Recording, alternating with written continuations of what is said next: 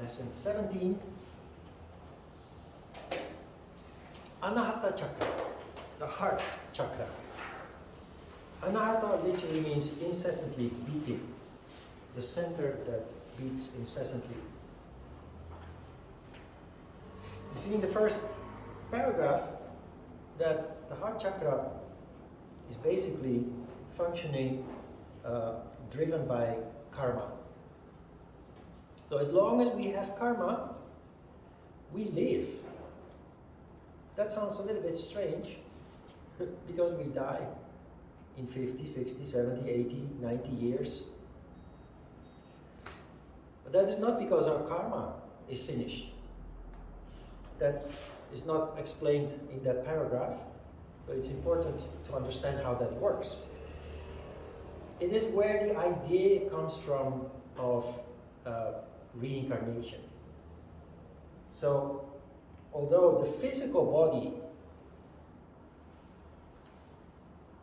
passes away, ceases life because it has aged, the karma is still there. In Buddhism, there is this idea that you have to live 1 million lives, you have to live through 1 million reincarnations to completely burn your karma so that you can liberate yourself from the cycle of birth. So, you know, sometimes you hear people talking about old souls. There are old souls in this life, in this world, and there are young souls in this life. With time you will start recognizing this. But for now, the idea of yoga and the idea of other spiritual practices also, Buddhism of course also, is to, through consciousness, through awakening consciousness, to burn karma faster than normal people would. Then we call them ignorant people, people who do not possess awakened consciousness, like people who do certain spiritual practices that lead to an awakening and a constantly expanding consciousness. They have to live through a 1 million lives of suffering and misery to finally see the light, to finally liberate themselves. Yoga and other spiritual practices, in essence, because often they have become so distorted and misunderstood that that essence is not present anymore. But the essence of these practices and the religion of Buddhism, which actually is not a religion, but like yoga, a science of life, the goal is to take a shortcut so that you don't have to suffer through 1 million lives. But it, of course, means that in this life that you are now, you have to work. You have to start paying attention. Draw conclusions based on what you feel, what you contemplate. And that is the process that leads to the burning of karma. When all karma is burned, the heart stops beating, literally beating. So that is not the physical heart, because this heart stops beating when human life is over. But when the karma has not burned, that tendency to keep beating is still there. So the spirit rises up, as we also know from Christianity. After death, there is this ascension, where the spirit rises up and the body returns to dust. But that spirit is still a beating heart, and it will at some point in time come back in a new physical body. Interesting is that people with very restless karma, which is often people that die through violence,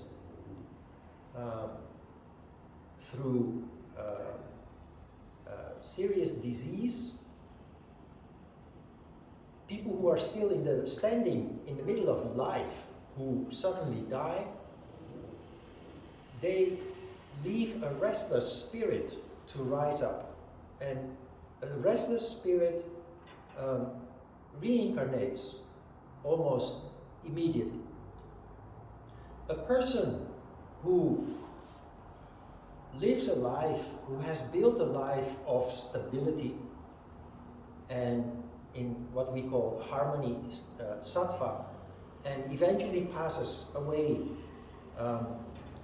at a high age, having fulfilled practically all ambitions and desires in this life, that spirit rises up in a relatively sattvic condition, harmonious condition, and as a result of that stays up there longer, for a longer period of time, takes much longer to reincarnate into another physical body.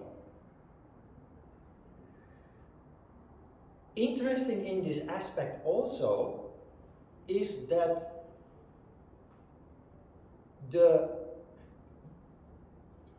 your development at that point in time determines the circumstances, the family in which you will be born.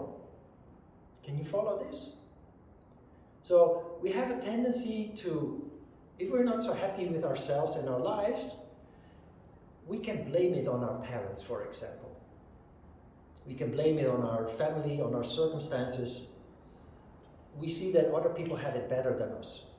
And of course, conveniently, we fail to see that there are others yet, again, who have it much worse than us, but we learn contentment to deal with that honestly. But the universe, the intelligence of the universe, is designed in such a way that where you are born is not a coincidence. Coincidence actually just does not exist. And you, as a yogi, will more and more realize indeed, not because I said so, but because of your experiences in daily life, that coincidence indeed does not exist. Everything has a reason and a purpose. Everything. And that applies, of course, especially to our misery.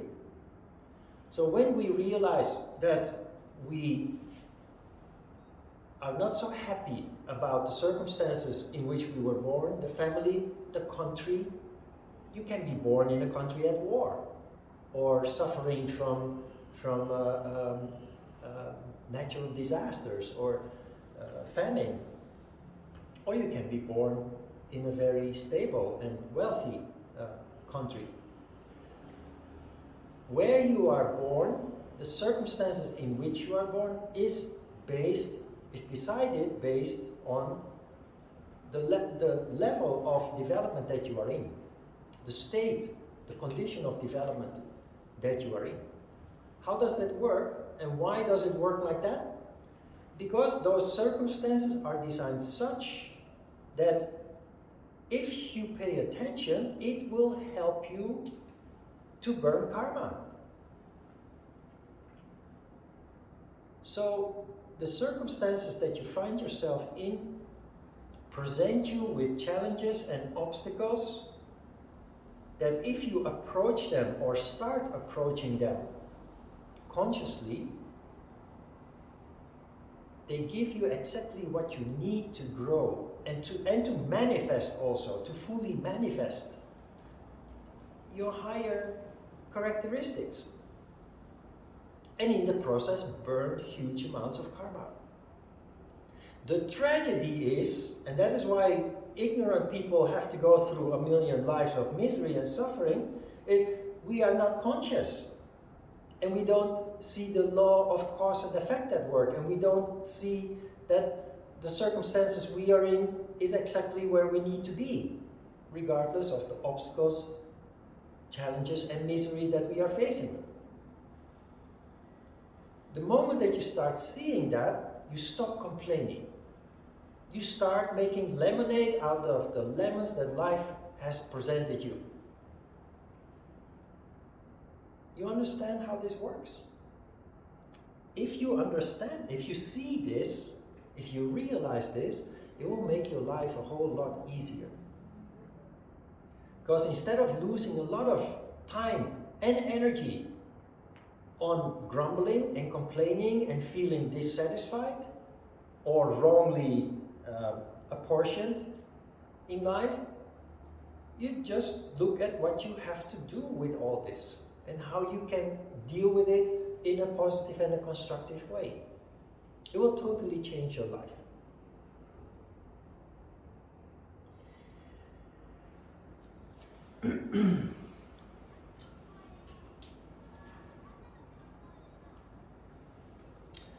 One of the highest goals of yoga, apart from the liberation then, of course, is in this life, within this life, to reach the stage at which your heart chakra opens. I noticed when I came to Korea, when I visited Korean families, that Korean families who consider themselves to be Christian invariably have a picture of Jesus Christ on the wall in their house with a burning heart. The burning heart is never missing. I never noticed that in Europe or in the Netherlands. In Korea it stood out to me.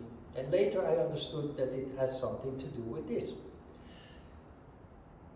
Unfortunately, it gives the impression that only saints, holy men and women, possess a burning heart. That is not true. Any person who practices yoga, if you practice yoga correctly and you do that for a relatively extended period of time, your heart chakra opens up. Already in the very beginning of your yoga practice, this starts to happen.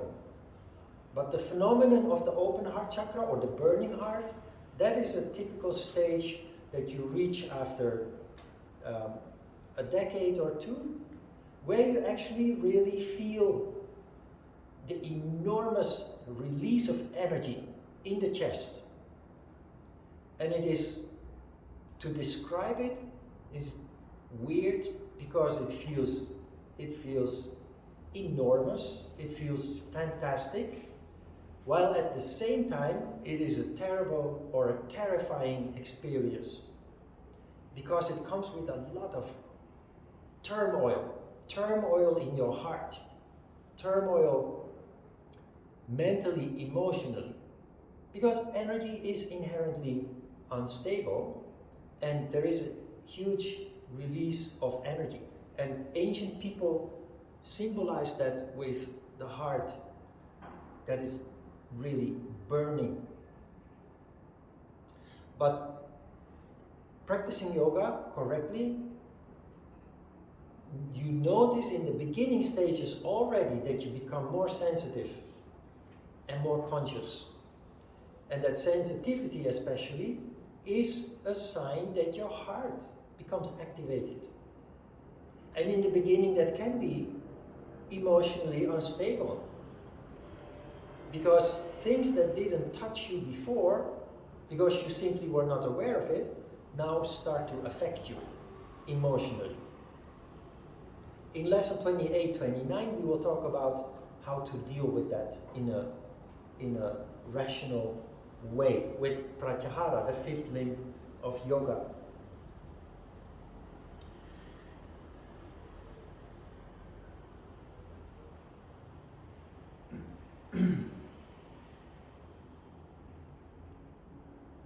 The heart chakra has a secondary chakra. I've mentioned it before.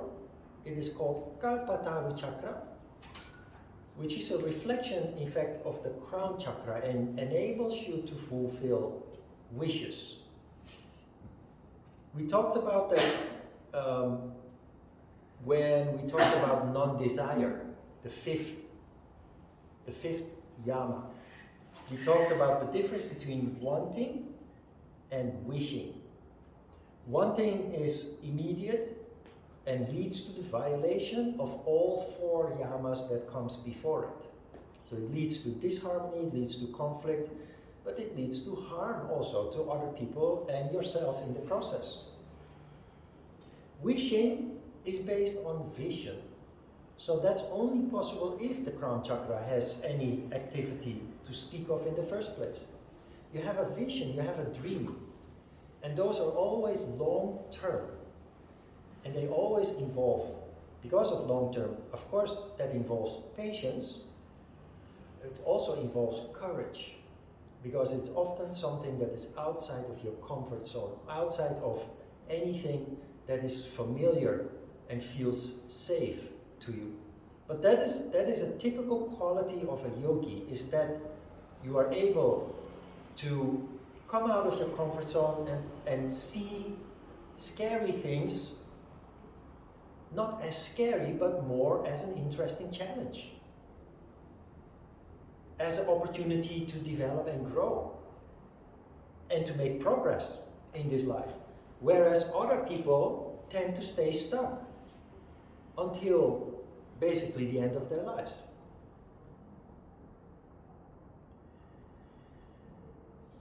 It is mentioned in that paragraph about Karpatari Chakra that it is important to be aware of your feelings and thoughts when you try to determine your wishes and then start working on manifesting them. And of course, we use the yamas and the niyamas as a template here, because you can wish to be rich for no other reason than to live in luxury and comfort. Is not going to happen, and if you do push it through using willpower, it's going to lead to a lot of conflict, misery, including failure.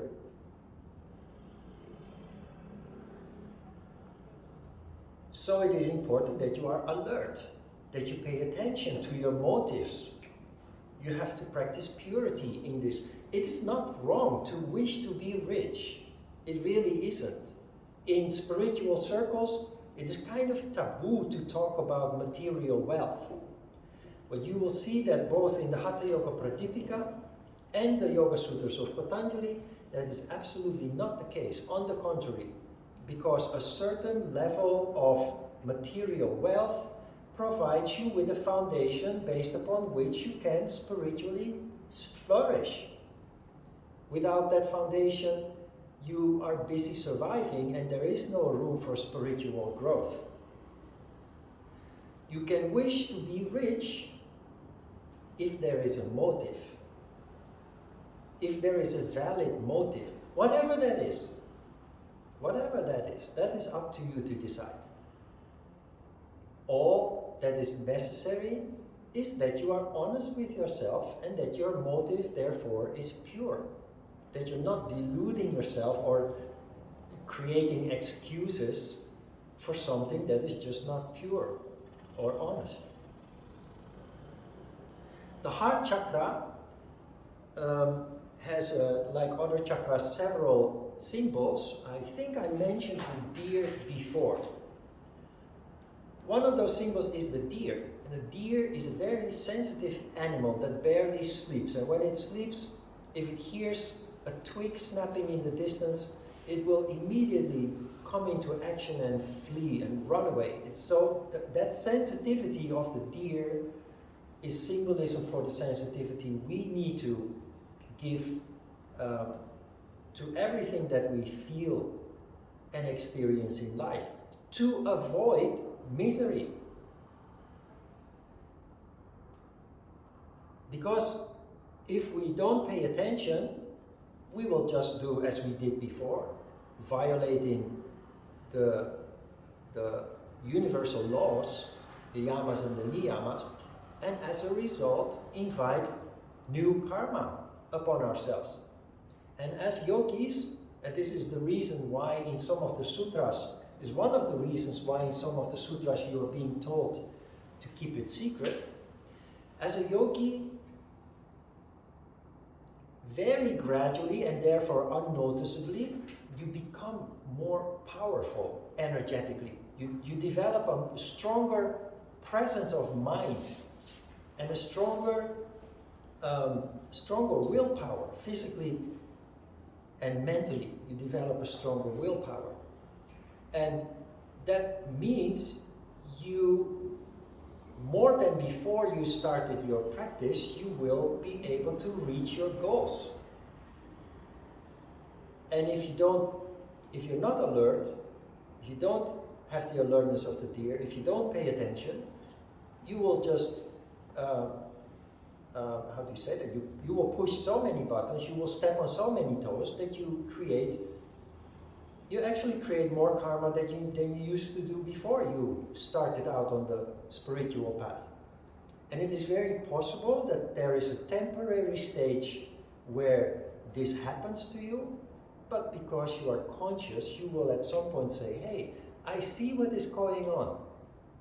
And I'm the only one who's to blame for all this. I have to start paying attention a little bit more. How do you learn? You learn through pain. You learn through misery. You create a situation that leads to conflict. It leads to one form or another of suffering. And unlike before your condition changed, you now start to pay attention and you say, what happened here?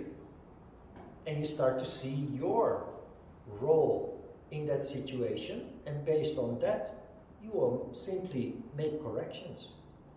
And over time, become more and more alert. And then you start also noticing, because you are more and more alert, you are more and more capable of avoiding conflict and misery. There will be more and more extended periods of time. While normal people have forms of misery and suffering on a daily basis, you find yourself without for days, sometimes weeks, maybe even months. And then suddenly it hit you. And when it hits you, you immediately realize that you were not alert, and that is what caused the misery to appear again. And I say that with a little bit a smile, because that is what you will do when that happens. You will just smile because you recognize and you know that you cannot close your eyes anymore. You cannot fall asleep anymore. You have to stay alert as much as you can, as best as you can. The subtle element, the tamatra, is air. Subtle vehicle of action, karmandriya, is grasp. This is what babies do. They want to grasp. The subtle organ of perception is also interesting. It's the skin, touch. I've always liked fluffy things. Fluffy, my favorite teddy bear, because I'm from a big family, we had several. My favorite teddy bear was a very fluffy one, the fluffiest one, while my other siblings didn't care. My favorite blanket also was a very woolly, fluffy blanket. And my sweaters, I prefer to be wool and soft and fluffy, because I love to just touch it with a thumb in my mouth.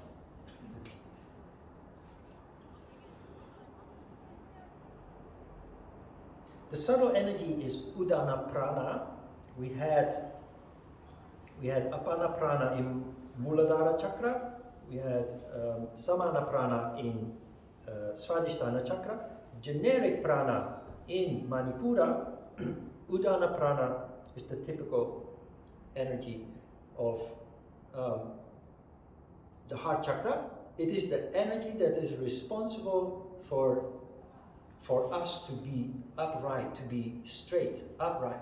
And one of the things that you notice in the beginning of your practice is that you do indeed become straighter. Not only that, you start feeling lighter.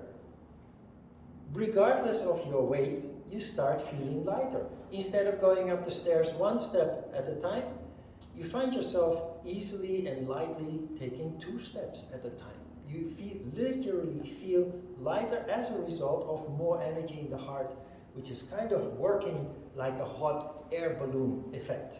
It lifts you up.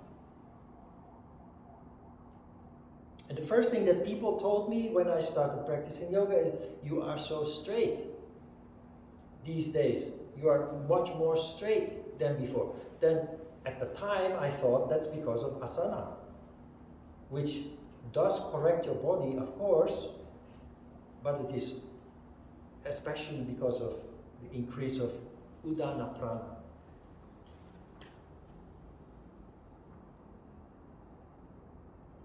The color associated with this chakra is green. The color green. Very interesting. The color red, that is lower desires. So fast food,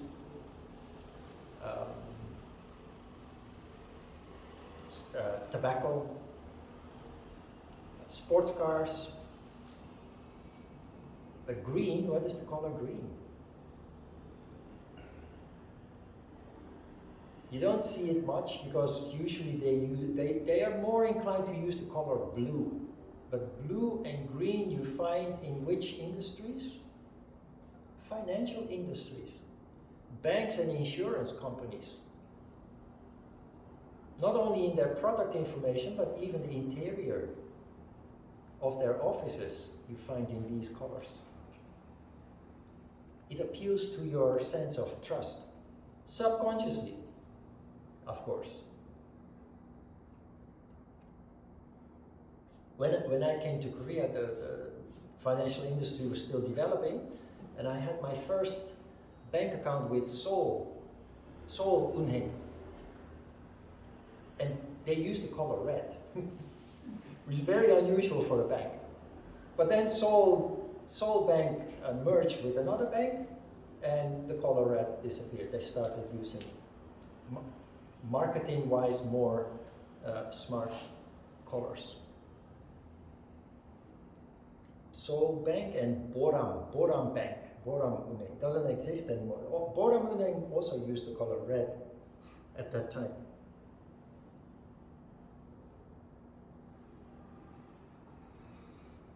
The functions of this center are higher desires like love, but also hate, because they come in a package.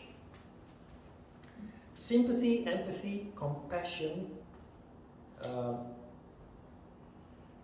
vocation, finding your vocation. We talked about purpose in life, finding our vocation based on what makes our hearts tick.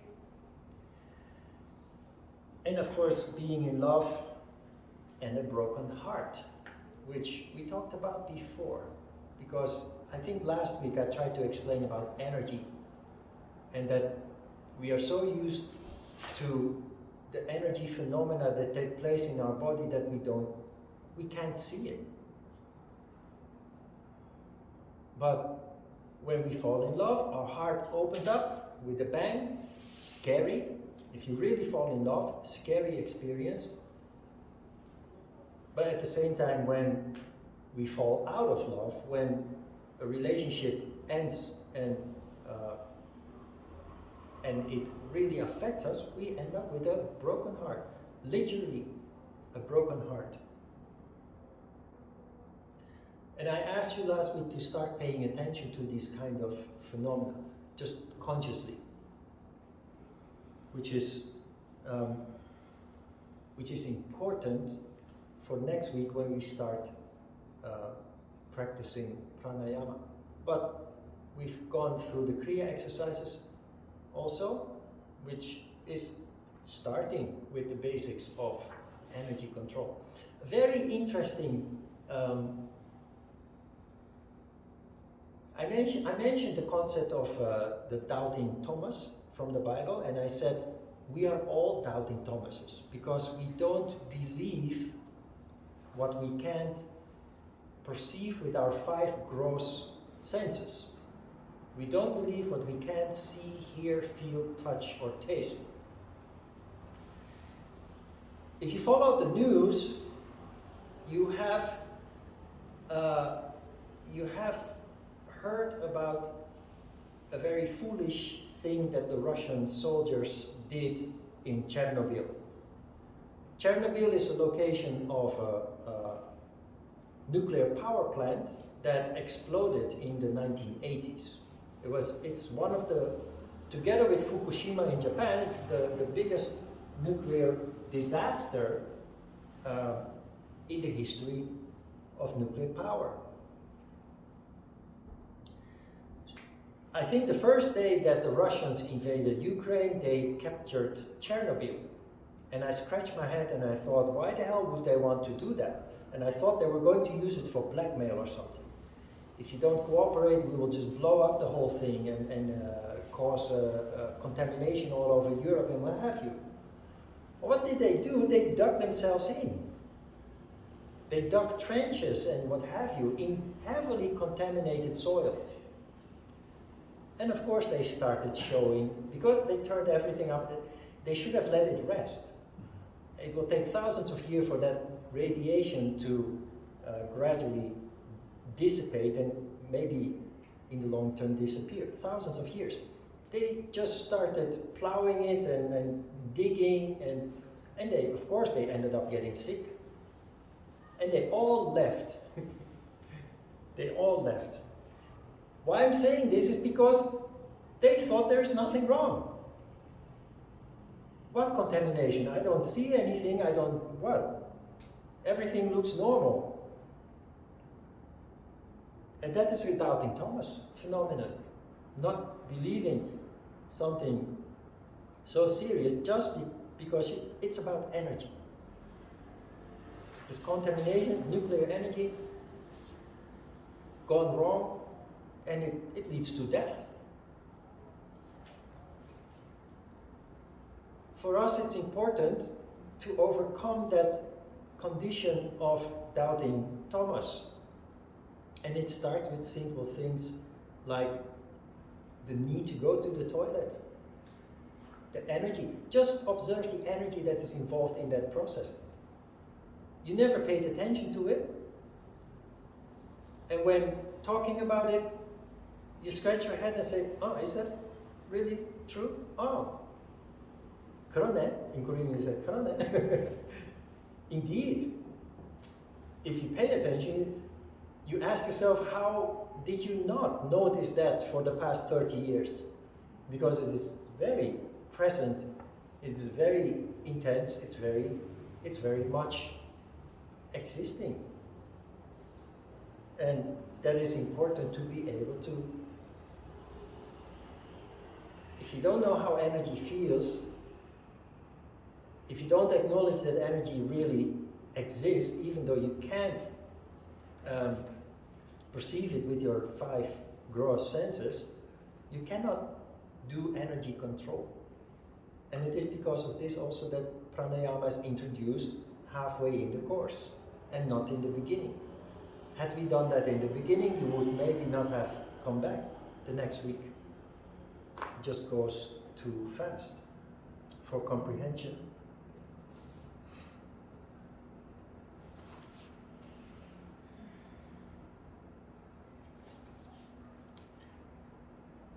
Final important aspect of this chakra is the ability to practice unconditional love. Because love is always conditional.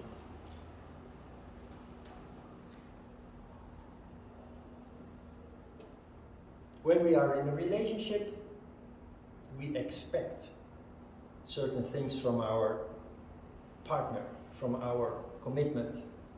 I give you this, you give me that. That can be material, but it can be physical, or it can be in terms of people's behavior. I don't want you to do like this, I don't want you to do like that. We feel bad when our partner is communicating with somebody and we want to know who that is. And of course, when the relationship falls apart, we get very upset, emotional, sad, what have you.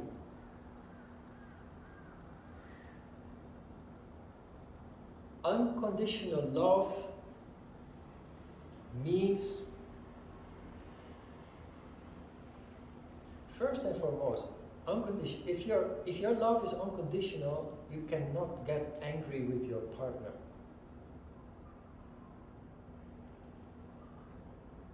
You may be frustrated sometimes because you're not on the same wavelength or so, but you rationalize it. You cover it up with love, understanding. Unconditional love means also to be able to let your love go. Especially as yogis.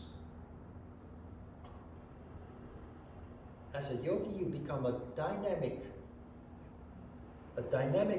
being. You're constantly evolving, growing, developing.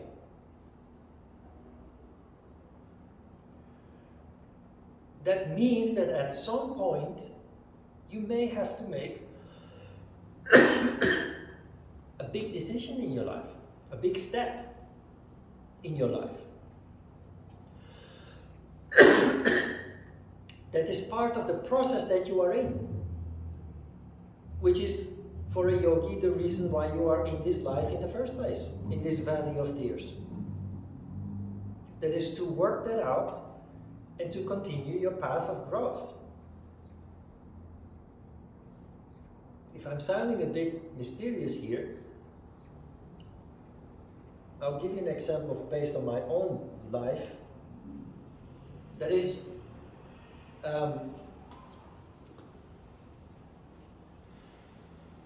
I came to Korea. I left everything behind. And I was in a relationship before I came to Korea, and my partner just totally did not understand my obsession. Obsession is the right word. It's something that I had to do, and I was thinking about day and night, and talking about day and night. And all she wanted was to get married, have children, just what most people want to do, just start a family and start building a life into the future. Totally understandable, but I couldn't. I just really couldn't. No matter how much I loved her. At that time it was very frustrating because I didn't know what I know now. But it was unavoidable. We had to break up.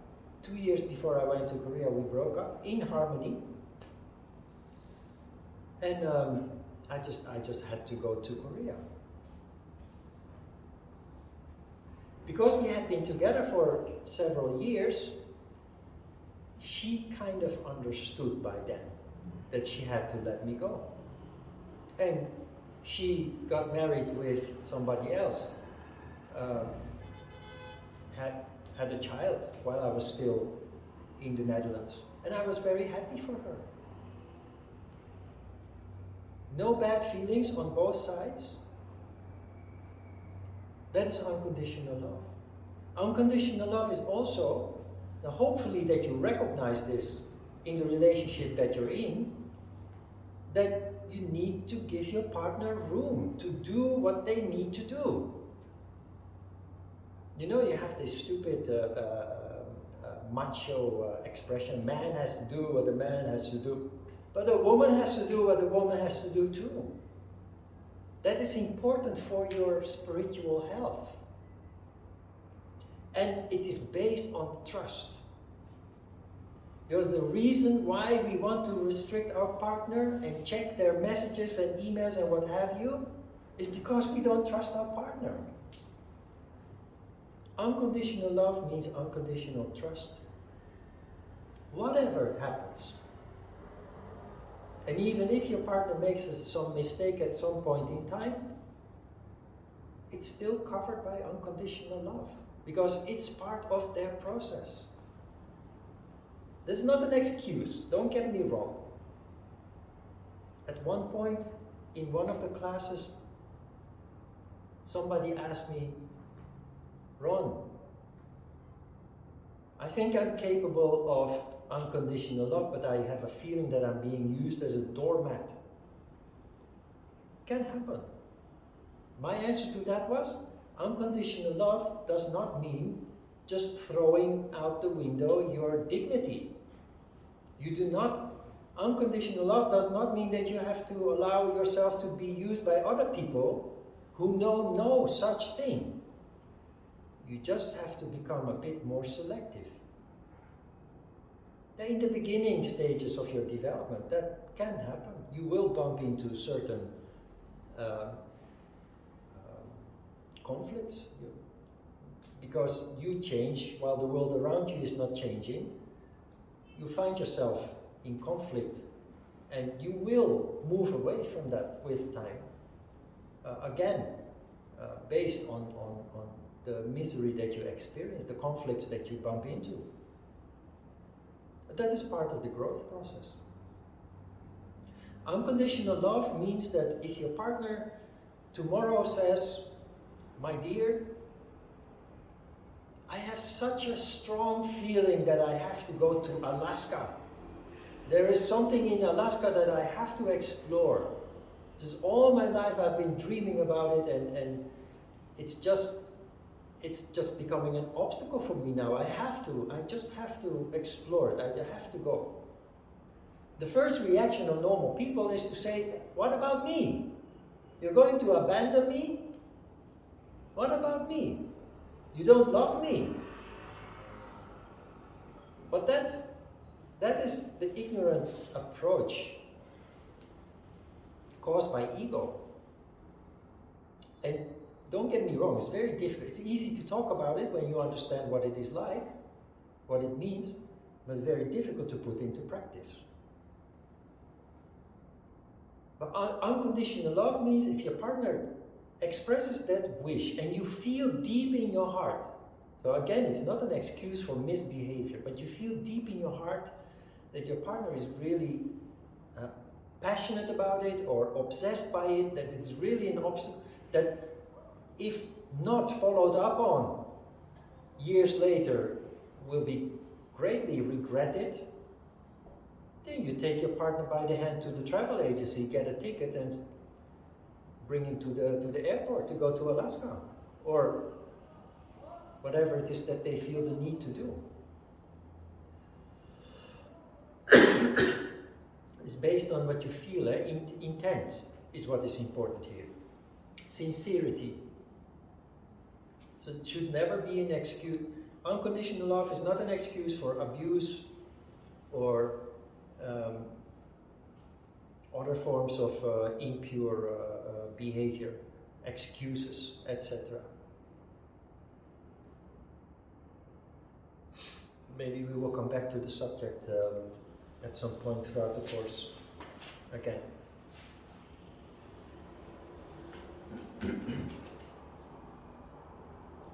Don't do to others what you don't want others to do unto you. If you want to have a certain freedom to grow, to explore, to evolve, you must extend that to the people that you love as well. Unconditional love is also in a relation with parents to children. Parents have a tendency to be very protective, especially now that most families are very small, so children get all the attention if they are one or if there is just one or two children in the family. So parents then have a tendency to be very protective, and of course you don't want your child to get hurt riding a bike or playing in the rain or going to the playground. So there is a tendency to restrict our children out of protection. The long-term perspective, though, tells us that children need to explore life, explore the world, and that includes doing scary things and things that they sometimes can get hurt in. So although the intention on the surface is good, that we want to protect our children, when they grow up and they've never been allowed to explore, to do things that they felt attracted to that might have some form of danger, they will be kind of paralyzed as adults. Their wings are clipped as adults. So as a parent, unconditional love means to let your children, to let them be, to let them explore, to let them evolve. Of course, with you in the background, you catch them when they fall, if needed. You be there with support and some consolation when they hurt themselves, either physically and later when they start exploring relationships, emotionally also. So not easy because of attachment, but in light of development, growth, evolution, it's crucial that you try to put this into practice. Unconditional love. It's easy to talk about, it's very difficult to put into practice. And ego is one of the big obstacles there. Attachment is one of the big obstacles there. And fear is a very big factor too. Fear leads to distrust. Questions? Okay, let's have a short break.